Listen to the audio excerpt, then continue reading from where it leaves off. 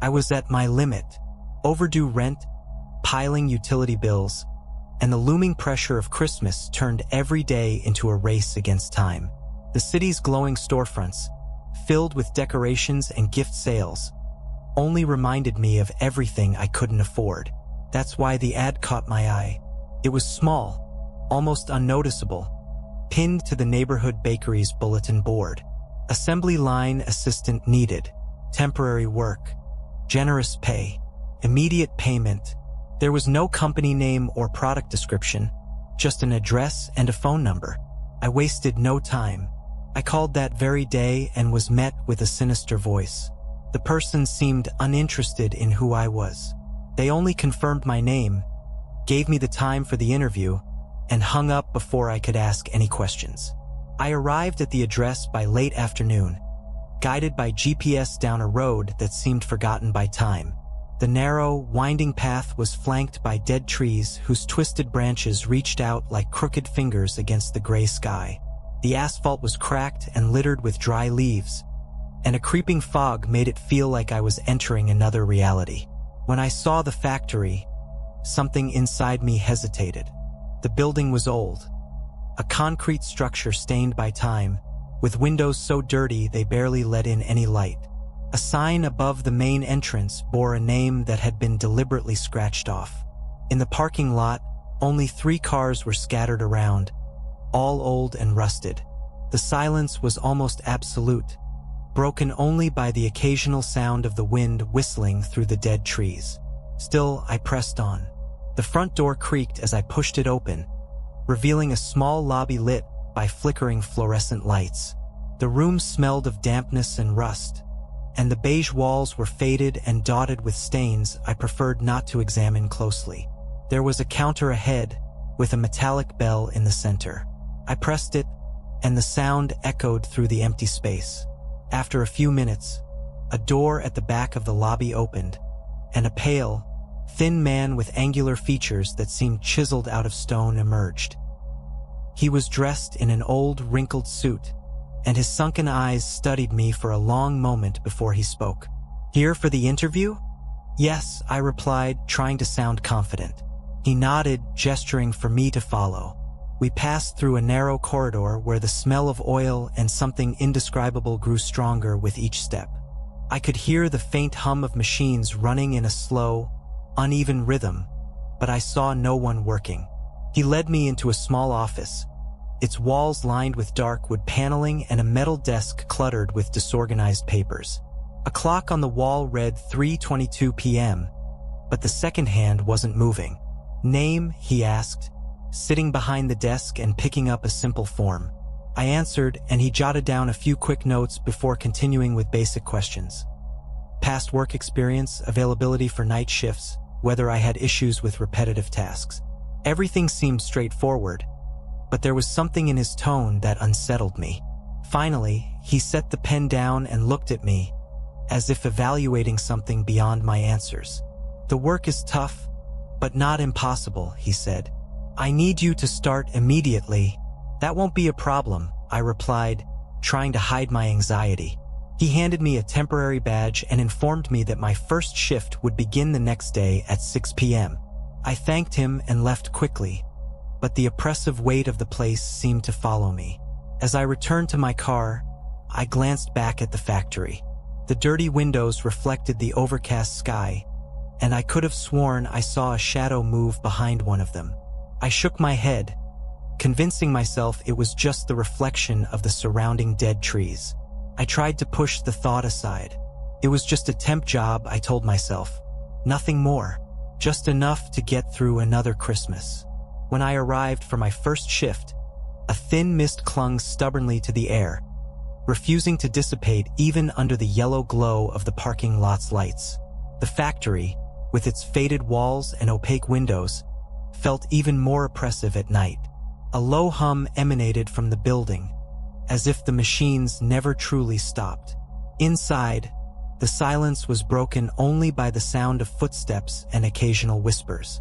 A man was waiting for us, tall and thin, with neatly combed gray hair and deep-set eyes that seemed to never blink. He introduced himself as Mr. Coleman, the supervisor. "Welcome," he said in a dry tone, scanning the small group that had arrived for the night shift. "Before you start, there are some rules you need to follow." He handed each of us a printed sheet, filled with fine print. The paper smelled strongly of fresh ink, as if it was regularly reprinted. "Read them carefully," Coleman continued, his gaze sweeping over each of us. "These rules are not suggestions. You must follow them. If you can't, it's better to leave now." I glanced around, trying to gauge the other workers' reactions. Two of them seemed like veterans. A middle-aged man with a scruffy beard and a thin woman with a hollow look, as if she'd been here far too long. Neither seemed inclined to speak. The others were newcomers like me, and it was clear we all shared the same unease. A petite girl with curly hair opened her mouth as if to ask something but closed it when she caught Coleman's stern look. I took a deep breath and looked down at the paper in my hands. Toy factory rules. Rule number 1. Strict hours. All shifts start and end on time. Do not remain in the factory outside of your scheduled hours. Rule number 2. Do not look at the machines after midnight. Avoid directly observing the machines while they are running between midnight and 3 a.m. Rule number 3. Avoid talking to the laughter. If you hear laughter coming from anywhere, especially from toys, ignore it. Do not respond, and do not search for the source of the sound. Rule number 4. Handle toys with care. Broken toys must be handed to the supervisor immediately. Never leave them on the floor, and never attempt to repair them yourself. Rule number 5. Avoid dark corners. Do not explore poorly lit areas of the factory, even if something is lost or heard there. Rule number 6. The locked room must remain locked. Do not attempt to open or peek into the room next to the maintenance room. Rule number 7. Do not work in absolute silence. Ensure that music or some other ambient sound is always active during your shift. Silence may attract unwanted attention. Rule number 8. Follow the order list. All toys on the order list must be packaged and prepared with precision. If something seems off, inform the supervisor, but never alter the order of the requests. Rule number 9. Disregard visitors outside working hours. If someone knocks on the factory door after it's been locked, ignore it. No matter who or what it is, do not open the door. Rule number 10. Follow the supervisor's instructions. The supervisor's word is final. Question their decisions at your own risk. Rule number 11. If you feel watched, do not react. If you feel like you're being watched, keep working as if nothing is happening. Never look behind you. Rule number 12. Never look inside the red box. If you find a red box at your workstation or anywhere in the factory, do not open it. Call the supervisor immediately. My first reaction was to laugh, but Coleman's icy stare made me swallow any attempt at humor. It was impossible to tell if he was serious. "Is this some kind of test?" I asked, trying to sound casual. "No," he replied bluntly. "Just follow the rules and everything will be fine." His tone sent chills down my spine, and I decided not to press the issue. After signing a form confirming that I had read and understood the rules, I was led to the factory's main hall. It was a cavernous space, filled with endless conveyor belts, assembly tables, and stacks of boxes. The dim lighting left the edges of the hall shrouded in shadows. The veteran workers quickly dispersed, heading to their stations with the precision of cogs in a well-oiled machine. The rest of us, the new hires, stood uncertain until Coleman pointed us to our positions. As the shift began, I tried to focus on my work, but the tension in the air was impossible to ignore. The factory felt alive, as if the machines were breathing. Strange sounds echoed all around. The rhythmic clanking of gears, the hum of the conveyor belts, and occasionally, a noise I could have sworn was muffled crying. Rule number 11, about feeling watched, bothered me more than I wanted to admit. Several times, while packaging toys, I felt a shiver run down my spine, as if something was standing right behind me. But whenever I turned around, There was nothing, just shadows and the dim glow of the lights. Out of the corner of my eye, a shadow seemed to move, but when I looked directly at it, everything was still.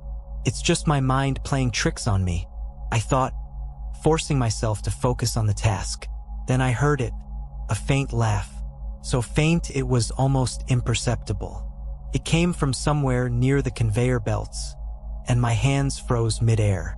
I immediately recalled rule number 3. I ignored the sound, even though my heart was pounding. The factory's main hall felt even larger at night, with shadows pooling in the dimly lit corners. The constant hum of the machines was punctuated by creaks and groans that sounded like distant whispers. My task was simple: inspect toys on the assembly line and package them. I tried to focus solely on the work, but it was impossible to ignore the toys. The first batch was dolls, small, with nylon hair and disturbingly realistic eyes. For a moment, I had the impression that one of them was looking directly at me. I held the doll for a few seconds, uncomfortable, then placed it back on the conveyor belt. Something was wrong with its face. The smile seemed slightly off, as if someone had tried to make it look natural but failed. I kept working, trying to push away the growing sense of unease. The dolls were replaced by teddy bears, and the discomfort only deepened. Their button eyes reflected the faint light of the factory in an unsettling way, almost as if they absorbed the surroundings. I picked up one of the bears to examine it. It was small and soft to the touch, but there was an unusual rigidity inside, as if something other than stuffing was inside. When I squeezed its belly, expecting to hear a toy sound, there was nothing. While packing the last batch of bears, I heard a distant sound. It was faint but distinct, the sound of a child laughing. Frozen, I looked around, but no one else seemed to notice. The laugh came from the far end of the factory, from one of the locked rooms. I immediately remembered the rule about not trying to open or peek into that room. Swallowing hard, I returned to my work, trying to ignore the sound that seemed to inch closer. A few minutes later, when the laugh stopped as abruptly as it had started, I realized my hands were trembling. I grabbed a toy from the conveyor belt to distract myself. A music box, painted gold with intricate details. I opened it, and a soft melody began to play. The tiny ballerina inside spun slowly, but her movements were awkward, as if something was obstructing her. The music, which should have been delicate, was wrong. Some notes were distorted, off-key, like an old piano played by unskilled hands. I quickly closed the box and placed it in the defective items cart. As I did, I noticed one of the veteran workers, the scruffy bearded man, watching me from a distance. He shook his head slowly, as if warning me not to pay too much attention. I continued packing toys, but the unease was impossible to shake. The toys felt wrong somehow, as if they carried a fragment of something they shouldn't. Dolls with crooked smiles, teddy bears with eyes that seemed alive, music boxes with tunes that sounded like moans. In the middle of my work, I felt it again, that sensation of being watched. My entire body tensed, but I forced myself to keep packing toys. The rules were clear. If you feel something watching you, don't react. The shift finally ended when Coleman appeared and dismissed us without ceremony. I left as quickly as I could, but the unease lingered. As I drove home that night, the laughter, the teddy bear's eyes, and the distorted melody from the music box echoed in my mind. Something about that factory was deeply wrong, but I couldn't yet piece it together. After a few days at the factory, I began to notice a pattern among the workers. The newcomers, like me, were jittery, constantly glancing over their shoulders. The veterans, on the other hand, seemed resigned, but that didn't mean they were comfortable. There was something in their eyes, a mix of exhaustion and what I could only describe as restrained fear. One woman in particular caught my attention. She worked at the station next to mine and seemed to know exactly what she was doing. Her movements were mechanical, precise, and she almost never spoke to anyone. During a break, I decided to approach her. She was sitting in a corner of the break room, eating slowly from a small plastic container. "Hi, have you been working here long?" I asked, trying to sound casual. She looked at me without expression, chewing slowly before responding. Long enough to know what's wrong with this place?" I ventured, lowering my voice. She paused for a moment, staring at her container as if debating whether to answer. Finally, she said, "Some rules exist for a reason. Don't break any of them, or it'll be worse for everyone." Before I could ask more, she stood up and left the break room, leaving her empty container on the table. Later that shift, I overheard other workers whispering. They were at the station next to mine, packing toys. I caught fragments of their conversation as I packed the teddy bears. "He shouldn't have done that," one of them said. "And what happened to him after?" another asked. The answer was a heavy silence, followed by a whisper too quiet for me to hear. During the next break, I seized the opportunity to approach the scruffy bearded man, who seemed to know the other veterans. He was leaning against the wall, smoking a cigarette. "I heard someone disappeared," I said, trying to sound casual. He didn't respond immediately. He took another drag from his cigarette, exhaling the smoke before finally looking at me. "That's none of your business. But is it true? Did someone vanish?" He tossed the cigarette to the ground and crushed it under his boot. "Listen, kid. Just do your job and follow the rules. You don't want to end up like him." "Like who?" I pressed, but he was already walking away. I returned to my station with my head full of questions. I couldn't stop thinking about what Emily had said in the break room. "It'll be worse for everyone." What did she mean by that? At the end of the shift, when Coleman came to shut down the machines and dismiss us, I noticed how hurriedly all the veterans left. Emily, the scruffy bearded man. They all rushed out without looking back, as if something was chasing them. On my way to the parking lot, I passed the locked room at the back of the factory. I walked by quickly, but I couldn't shake the feeling that something was behind that door, waiting. The shift was more tense than usual. The air felt heavier, and even the constant hum of the machines couldn't drown out the sense that something was wrong. Tyler, one of the new hires, worked at the station ahead of me. He seemed to be the most relaxed of us all, almost too relaxed for someone who had just started there. While packing toys, I saw Tyler pick up a doll with a broken arm. It was small, with blonde braided hair and a red dress. He examined it for a moment, and instead of placing it in the cart for defective items, he simply dropped the doll on the floor. "Someone will grab that later," he muttered to himself, shaking his head and returning to work like it was no big deal. The dull thud of the doll hitting the ground echoed louder than it should have, and I immediately sensed something was wrong. The veterans reacted as if a bomb had gone off. Emily was the first to yell, her voice almost hysterical. "Pick it up! Now!" The scruffy bearded man dropped what he was doing and stepped toward Tyler, his face pale and his eyes wide. "You can't leave it on the floor. Don't you understand? Pick it up now." Tyler looked at them, confused, then at me, as if expecting me to explain their overreaction. "Relax, it's just a broken doll." "What's the big deal?" he said, laughing nervously. "Tyler, just pick up the doll," I shouted, my heart racing. He hesitated for a moment, and that's when the lights began to flicker. The entire hall was plunged into a sequence of flashes and darkness. The sound of the machines seemed muffled, as if coming from far away. In the bursts of light, I saw Tyler standing still, looking around with an expression of confusion that quickly turned to fear. He took a step back, but before he could do anything, the lights went out completely. A heavy silence filled the air for several seconds, the kind of silence that makes your ears hurt. Then, the lights returned, dim and flickering. Tyler was gone. I looked toward his station. The doll was still on the floor, but something about it had changed. The once innocent smile now seemed larger, almost grotesque, and its eyes gleamed under the dim light as if they were watching each of us. Emily began muttering to herself, her hands trembling as she held a box. The scruffy bearded man looked at me, his expression grim. "I told you to follow the rules," he said before returning to his station, avoiding the doll on the floor. No one said anything else. There was no alarm, no questions from Coleman. It was as if Tyler's disappearance was expected. The doll stayed where it was until the end of the shift.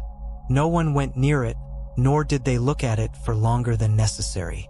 When Coleman finally appeared to dismiss us, he carefully picked it up and placed it in the red cart. I wanted to ask what had happened, wanted to scream for answers, but I couldn't bring myself to say a word. The silence of the other workers kept me quiet. On the drive home, I felt like something was watching me in the rearview mirror. I checked several times, but all I saw was the empty road and the darkness behind me. Tyler's disappearance left a heavy shadow over the shift. No one mentioned him during work, but his empty station was a constant reminder of what had happened. The rules, which once seemed excessive, now felt ominous. That same night, I began to notice sounds coming from the locked room. At first, they were faint, easy to ignore if I focused on the noise of the machines and the rhythm of the conveyor belt. But as the hours passed, the sounds became harder to dismiss. They were scratching noises, like nails scraping against wood, interspersed with what sounded like faint murmurs. The noises weren't continuous, but when they occurred, they seemed to fill the air around me. During a break between batches of toys, I glanced toward the door of the locked room. It stood at the back of the hall, isolated, different from the other doors in the factory. It was heavy, made of dark metal, with hinges that seemed far sturdier than necessary. There were marks on it, deep scratches, as if something had tried to force its way out. No matter how much I wanted to look away, it felt like the door was calling to me. "Don't look at it too long," Emily said, appearing beside me so quietly that I nearly jumped. She wasn't looking at me but at the door, her face tense. "What's in there?" I asked, trying to keep my voice steady. She shook her head, as if even considering the question was a mistake. "It's not our business what's in there. Just follow the rules." "But you hear it too, don't you? The noises." She finally looked at me, and there was something in her eyes that made me want to shut up. It was fear, raw and unmasked. "We all hear it," she said, "but no one does anything, because we know what happens to those who break the rules." For the rest of the shift, I tried to focus on my work, but the sounds continued. They weren't loud enough to draw Coleman's attention or cause any alarm, but they were always there. As the machines slowed down near midnight, the scratching noises became clearer. At one point, I thought I heard something that sounded like muffled laughter coming from the locked room. My heart raced, but I forced myself to keep packing toys. I wanted to believe I was imagining things, but when I glanced around, I realized I wasn't the only one unsettled. The other workers kept their heads down, focused on their tasks, but their movements were tense and faster than usual, as if they were desperate to finish and leave. When the shift ended, I waited until everyone began leaving to approach the door. I didn't plan to do anything, just to take a closer look. The scratch marks were deeper than they had seemed from a distance, gouging into the metal as if something incredibly strong had tried to claw its way out. Near the base of the door, there were dark stains that looked like they had dried long ago. I instinctively crouched, trying to peer through the gap between the door and the floor, but all I could see was darkness. "I told you not to get involved," Emily said, standing behind me. Her voice was low but carried an authority I hadn't expected. I stood quickly, trying to mask my nervousness. It doesn't matter. You'd best forget about this room. Stay away from it." She grabbed my arm and led me toward the exit. As we walked away, I glanced over my shoulder one last time. I could have sworn I saw something move in the darkness beyond the door. On my way home, Emily's words echoed in my mind. "It's not our business what's in there." I knew she was right, but my curiosity was consuming me. No matter how hard I tried, I couldn't stop thinking about what might be behind that door. After Tyler's disappearance and the nights haunted by sounds from the locked room, I thought the factory had shown me the worst it could. But that night, when I arrived at my station, I found an order list left on the workbench. The paper was slightly crumpled, as if it had been handled many times before reaching me. The title, written in elegant handwriting, simply said orders. Below that was a list of names and addresses. Evelyn Greenlake, Misty Street, 13. Timothy Hollow, Sunset Crossing. Lydia Summers, Shadow's Edge. The names and addresses felt like they belonged in a Gothic tale. Something about them didn't make sense, though I couldn't quite say what. As I read, a knot formed in my stomach. Some lines were crossed out, as if the orders had already been completed, but there was no indication of who had marked them. At the bottom, in small print, were the words, "Deliver urgently." Coleman was supervising near the conveyor belts, so I approached him, holding the list carefully. "What is this?" I asked, showing him the paper. He didn't look at me immediately. When he finally did, his eyes carried the same coldness I had begun to associate with him. "It's what you're supposed to prepare today. Just do your job. But these names and addresses, they seem fake." "Fake?" He tilted his head slightly. "It's not your job to judge them. It's your job to follow them." His voice was quiet but carried a finality that ended the conversation. As he turned and walked back into the hall, I stood there for a moment, a chill running down my spine. I returned to my station and began packing the toys. It was a routine sequence. Dolls, teddy bears, a few wooden trains. The names and addresses didn't seem to match anything, but I followed the list anyway. At the end of the list, however, there was a toy that made me pause. It was a white plush rabbit, soft, with eyes that weren't made of buttons like the other bears and dolls. These eyes were glass. They gleamed almost naturally, as if they were alive. As I packed the rabbit, I couldn't shake the feeling that something was watching me. I moved my head from side to side, trying to convince myself it was just the factory lights reflecting off the glass. But every time I looked at the rabbit, its eyes seemed fixed on me, tracking my every move. I thought about putting it straight into the box, but my hands hesitated. Something inside me screamed that I shouldn't touch this toy. The memory of Tyler was still fresh, and the last thing I wanted was to repeat any mistake he might have made. Emily appeared beside me, as she always did. I was so lost in thought that I nearly jumped when she spoke. "Why did you stop?"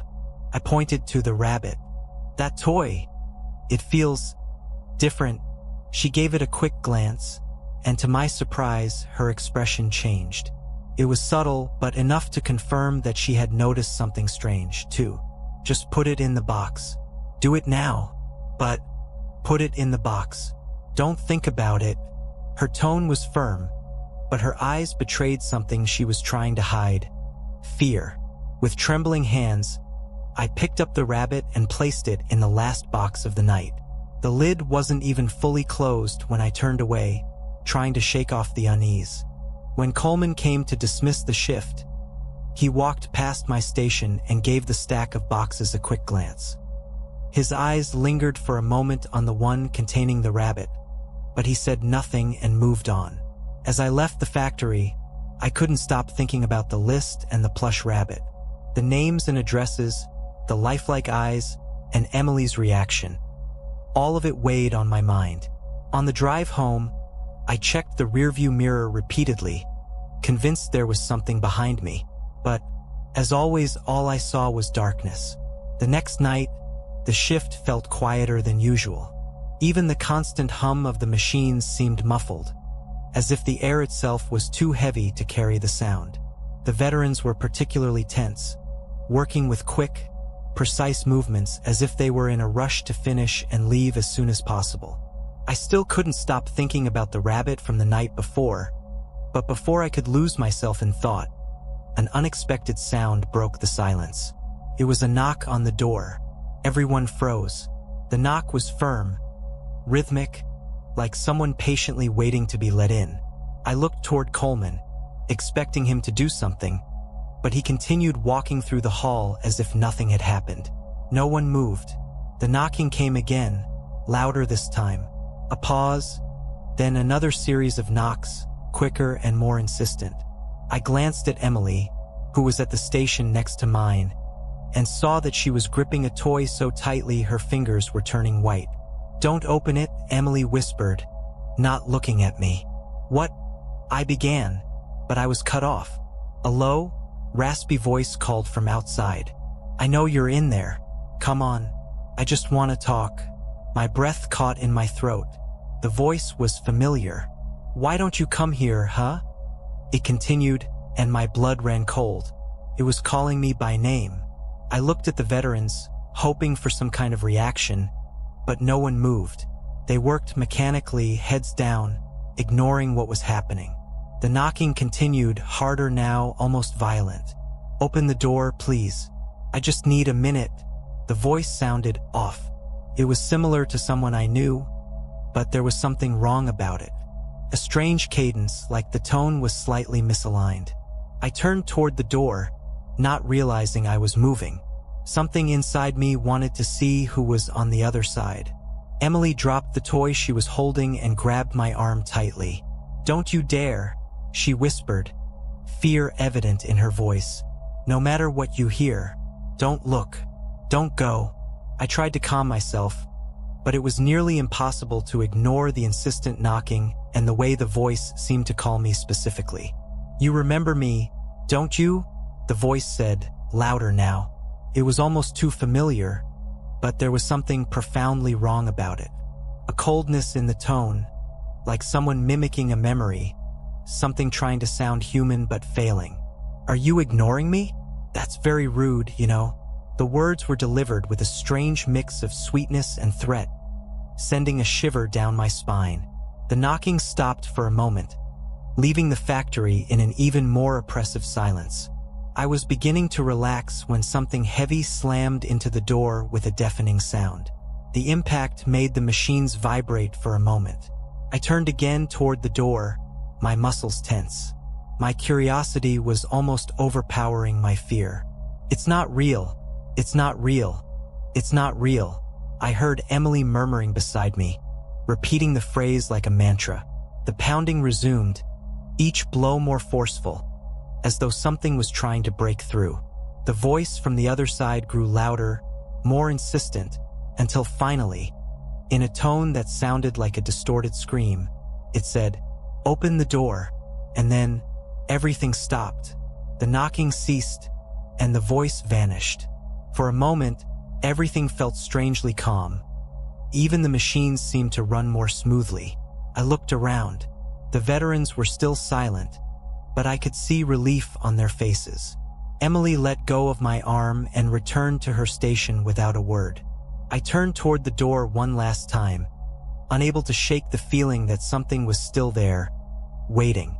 When the shift ended, I left the factory as quickly as I could. But as I drove home, I couldn't stop thinking about the voice. The next night, when I arrived at my station, I found something unusual. On the workbench, separated from the other toys, was a wooden marionette. It wasn't like any other toy I'd packaged before. It was intricately detailed, with complex joints and a nearly flawless finish. The thin, black strings were carefully wound around a dark wooden cross. Something about the puppet's face unsettled me. Its eyes were painted, but they gleamed in a way that seemed impossible for mere paint. The carved smile was small, almost subtle, but the longer I looked, the more it seemed to widen. I glanced at the order list. At the bottom, highlighted in larger letters, it read, "Special, Marionette. Top priority." There was no name, no address, just those words. As I picked up the puppet to package it, I felt resistance in the strings. It was as if they were being pulled from the other side. I tugged gently, but the sensation was strange, almost physical, like something was trying to stop me from moving the marionette. That's when I heard the whisper, "You're next." I dropped the puppet immediately, my heart pounding. I looked around, but everyone else was focused on their tasks. No one seemed to have heard. The marionette's strings now lay limp on the workbench, but they appeared to shift slightly, as though they were alive. My mind screamed for me to step back, but my trembling hands reached for the wooden cross again. As I tried to package the toy, the whisper came again, clearer this time but still low enough that only I could hear. "It won't help." The voice seemed to come from inside the marionette, as though it was speaking through the puppet itself. When I finally finished sealing it in the box, I realized I was sweating.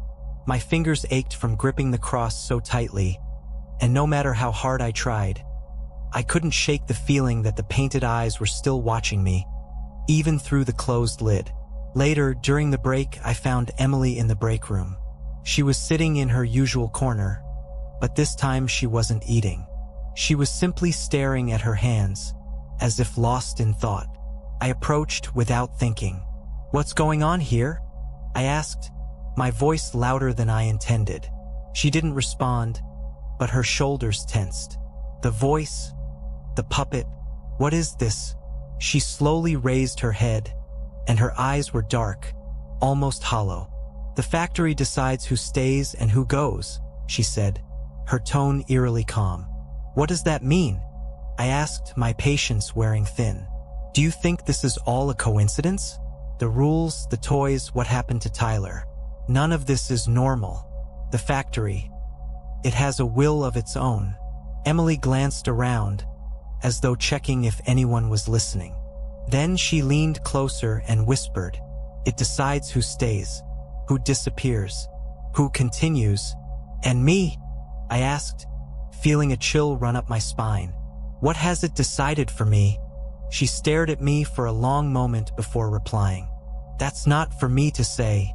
Before I could press her further, the signal to return to work sounded, and she stood up, hurrying away. I went back to my station, but the marionette lingered in my mind. The sensation of the strings resisting my movements, the whisper, Emily's words, everything pointed to something being deeply wrong, and I was beginning to feel that my time in the factory was running out. The noise of the machines felt distant, muffled, like I was hearing everything underwater. Each beat of my heart echoed in my head as I walked toward the locked room. Since I'd arrived at this factory, the rules seemed to be everything. But now I needed to break them. Tyler had disappeared. The marionette had whispered my name. And Emily had confirmed what I already suspected. Something was behind all of this. Something the factory was hiding. And I knew the answer was behind that door. I passed the machines and the workers. Emily noticed I was heading in the wrong direction and called my name, but I ignored her. I didn't look at Coleman, who was sitting at his desk in the corner, likely writing something about the orders.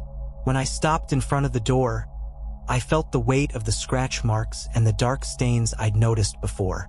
The hinges were thick, as if holding back something that should never be released. My hand trembled as it reached for the handle. It was locked, as always. I looked around and saw a small shelf with tools. I grabbed a screwdriver and started working on the lock. My breathing was uneven, and every sound in the hall made my heart race. Finally, with a click, the lock gave way. The door creaked open with a long, high-pitched groan, revealing darkness on the other side. I turned on my phone's flashlight and took the first step inside. The smell hit me immediately.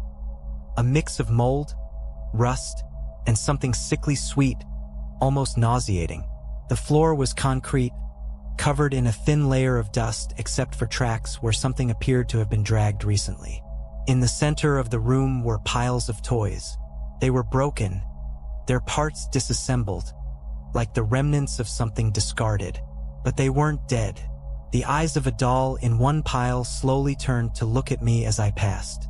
A toy train, missing half its wheels, let out a choking sound, as if struggling to move. Stuffed bears, with their stuffing spilling out, had shining eyes that followed my every step. The whispers began soon after. They weren't loud, but they filled the space, like a low and constant chorus. The words were indistinct, but they carried something that felt alive. I almost ran back out, but then I saw what was at the back of the room. There was a large table, covered in papers and photographs. As I got closer, I realized they were photos of workers. Some dated back years, with faces I didn't recognize, but others were recent. Tyler was there.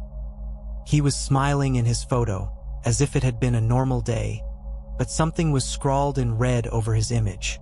Processed. My stomach churned as I looked at the other photos.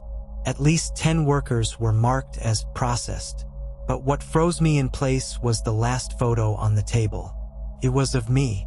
It was clean, with no marks or words on it, but the simple fact that it was there was enough to paralyze me. Suddenly, the light from my phone started flickering, and the sound around me grew louder. The broken toys began to move. Their eyes locked on me. The dolls whispered things I couldn't understand, but the marionette in the corner said something clear as day. "You shouldn't be here." My mind went into a frenzy. I knocked over some papers as I tried to back away, stumbling over something on the floor. A doll fell beside me, its eyes fixed on mine as it whispered in a voice that sounded distant and cold. "They already know."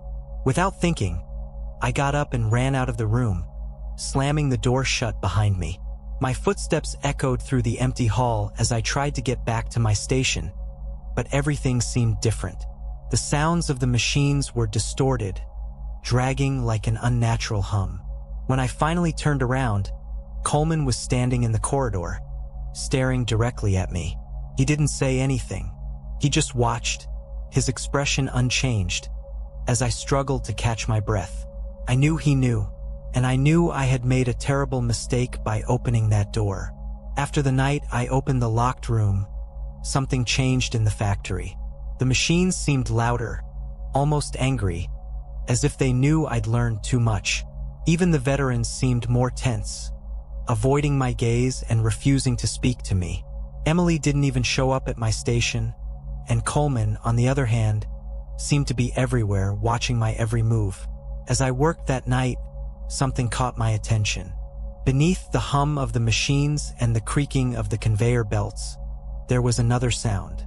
It was rhythmic, a steady pulse that didn't match anything mechanical.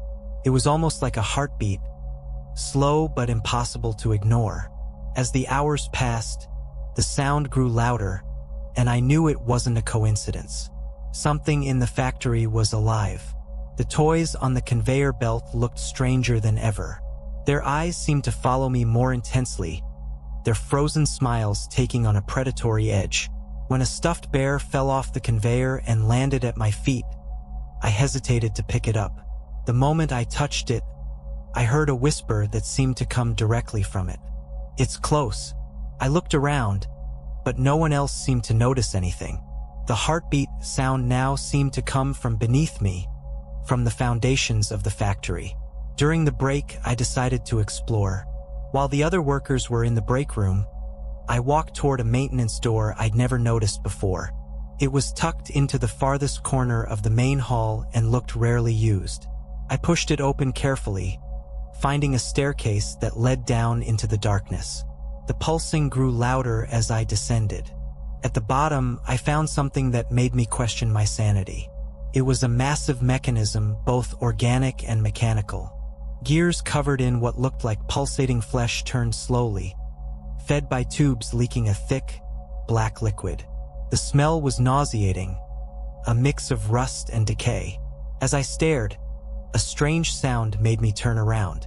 The toys, dolls, bears, trains. They were coming down the stairs, moving on their own, their eyes glowing in the dark. I ran back to the main hall, the sound of the toys chasing me. I don't know how I managed to escape, but when I reached my station, Coleman was there, waiting for me. "You saw it, didn't you?" he said, emotionless. Before I could respond, he stepped closer, speaking low enough that only I could hear. "Now you understand why we have the rules. They're not to protect you from the factory. They're to protect you from what's beneath it." That night, Coleman took me back to the foundations. He explained as we descended, his tone neutral, almost indifferent. "The factory isn't just a building. It's an entity, an organism that needs energy to keep running, What kind of energy? I asked, though I already knew the answer. He stopped at the bottom of the stairs, looking directly at the pulsating mechanism. Souls. I wanted to believe he was joking, but the toys that moved on their own and the workers who had disappeared told another story. The toys are catalysts, he continued. They capture fragments of the people who work here. The longer you stay, the more you lose. And when it chooses, you disappear. He pointed to the mechanism. That is the heart of the factory. That's what needs to be fed. My mind was spinning. Then why are we here? Why keep us alive? To prevent it from seeking energy elsewhere. As long as we follow the rules, as long as we accept the sacrifices, it stays contained. I looked at the heart, trying to figure out what could be done. There were cables, gears, and that strange, fleshy material connecting everything. What if we destroy it? I asked, already sensing the answer wouldn't be simple. If you destroy the factory, everything it has captured will disappear with it. Every worker who was processed, every soul trapped in the toys. I realized in that moment that Tyler and all the others were inside that thing. Destroying the heart meant erasing what was left of them. But before I could make a decision, the ground began to shake. The factory seemed alive, as if it knew what we were planning. The toys began to move again, emerging from the shadows. Small but quick, they advanced toward us. Coleman shouted for me to run, but I knew he was trying to stall me. He didn't want me to destroy the factory.